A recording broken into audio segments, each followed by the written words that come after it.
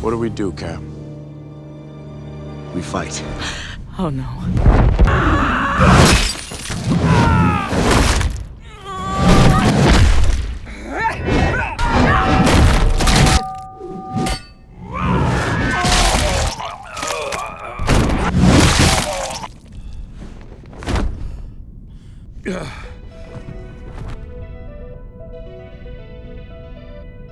Lo and behold, Robert Kirkman's Invincible has leapt off the comic pages and onto the screen in Prime Video's Invincible, starring Stephen Yeun as the eponymous young hero Invincible, aka Mark, and J.K. Simmons as his superhero father Omni-Man, aka Dad.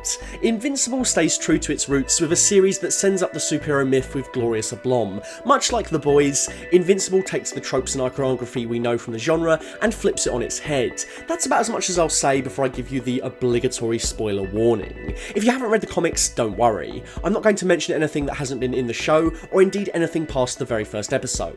But if you haven't seen Invincible yet, pause this idiot talking and go on over to Prime Video, then come back immediately after to finish this video. Okay, so the first episode of Invincible ends with a shocking twist. Goody Two-Shoes Omni-Man, an example of truth and justice, takes on the Guardians of the Globe in an epic, bone-snapping, blood-curdling battle to the death. It's a hero-v-hero battle that plays up to all the tropes and smashes them as effectively as Omni-Man smashes through Aquarius' head with War Woman's Morning Star. Superhero versus superhero fights are an enduring staple in modern superhero media. Cinematic audiences have become just as well versed in the trope as their comic forebears. A hero turns up, meets another hero, and a cute little battle ensues until they inevitably realise, wait, I'm a hero? You're a hero? We should stop fighting. Or, as a wise man once said, they punch for a bit and then they're mates. The Avengers pretty much swear in a new member by socking them in the face. Iron Man has fought Thor, Thor has fought the Hulk.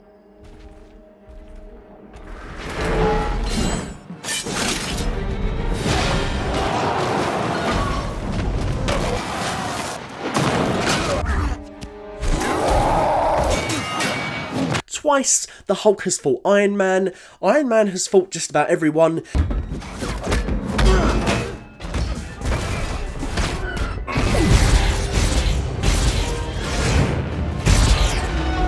Black Widow and Hawkeye stand out on this list because they have come to blows for whatever reason at least 3 times.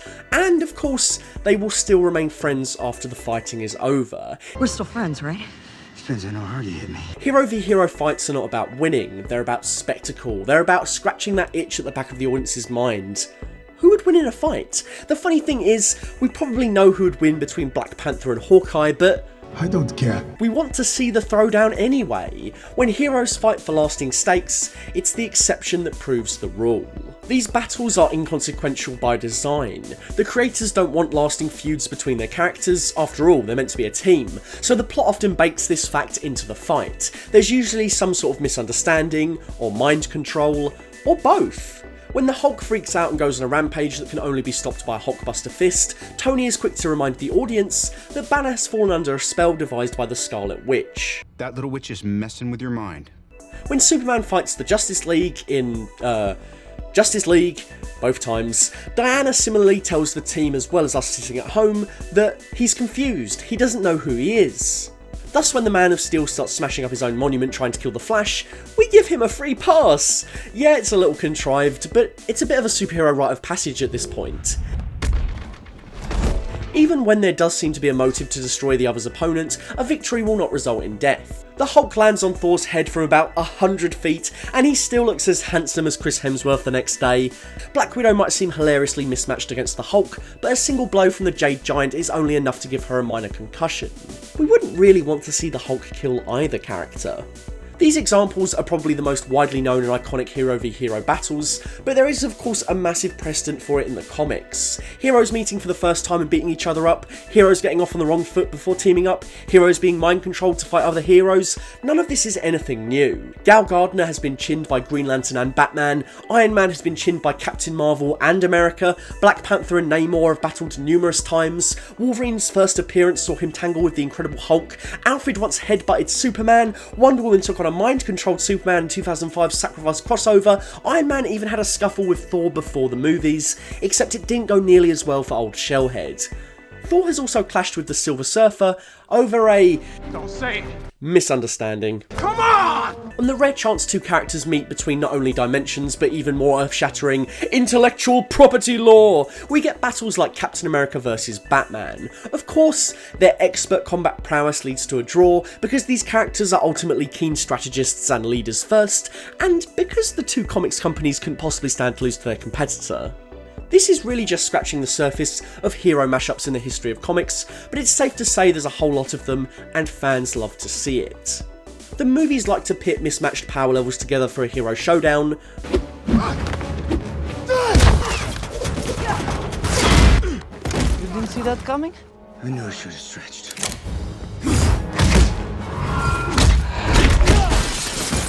Poor Hawkeye just can't catch a break. I don't care. You didn't see that coming? But the comics really like to dial this up. We've seen the Punisher, an ordinary man with guns, Lots of guns. but still just an ordinary man, go up against the likes of Spider-Man and Wolverine. Daredevil even took on a Fantastic 3 from the Fantastic 4. Elastic Mr. Fantastic, the Flaming Human Torch, and the super strong Thing faced a ninja with enhanced senses, and yet somehow he managed to douse the Torch's flame and trick Ben and Reed into fighting each other. Granted, Thor and Spidey did show up to lend a hand, but it's just impressive Daredevil didn't lose to any single FF member. By the way, it was all predicated on a misunderstanding that was devised through mind control in the previous issue of Daredevil. Misunderstandings and mind control, the lifeblood of a superhero beatdown. It's as common as putting aside your differences to take on a larger threat. The most iconic examples of comic to screen both came out in the same year.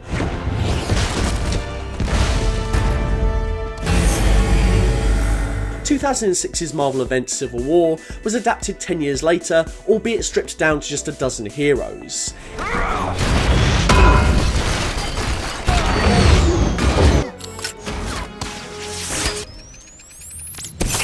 Even the Marvel Cinematic Universe needs more time to amass that kind of comic book spread. Assemble. Batman v Superman didn't have that problem since it was only dealing with two heroes. Batman and Superman, obviously, but the comic book fight that inspired it from The Dark Knight Returns is a significant battle because it takes place at the end of these incarnations' respective careers. Batman is getting too old for this, and Superman is now a government puppet.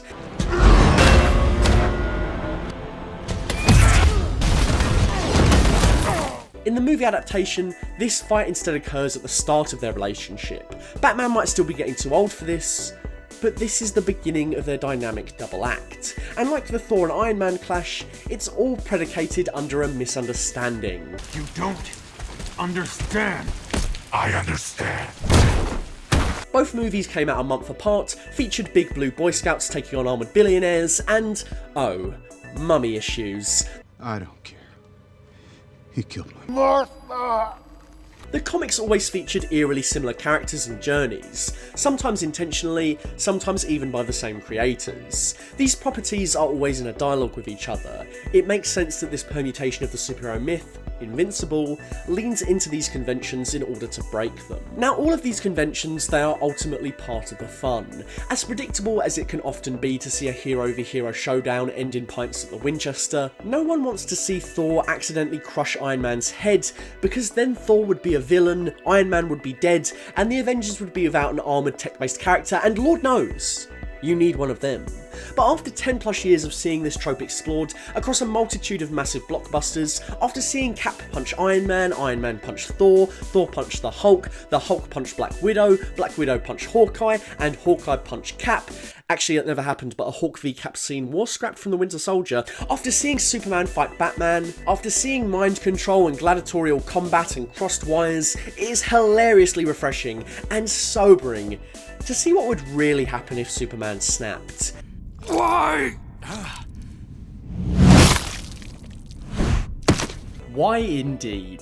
Well, to hear how Invincible's hero v hero showdown smashes all the genre tropes in even more detail in the most entertaining and bloody way, you'll need to head on over to part 2, which is out now on Prime Video UK's YouTube channel. This is now my 10th collaboration with Prime Video UK, and I've been really proud to have worked on this. If you want to head on over there, the link is in the description below. Please leave a comment and a like, that would go a long way. If you're interested in my other Prime Video essays, there's 6 videos on The Boys exploring the arcs of Homelander, Queen Maeve and more from both Season 1 and 2. I've got videos on The Matrix, Mr. Robot and Fleabag, not to mention some more Invincible coming up. If you want to find more from me, you can follow me on Twitter at FullFatVideos, on Instagram at full_fat_videos, and on the Full Fat Podcast, which you can catch week to week on Spotify, Apple Podcasts, and in slightly less than 1080p on the Full Fat Podcast YouTube channel. Catch you soon for more of the wars. The Lego Wars.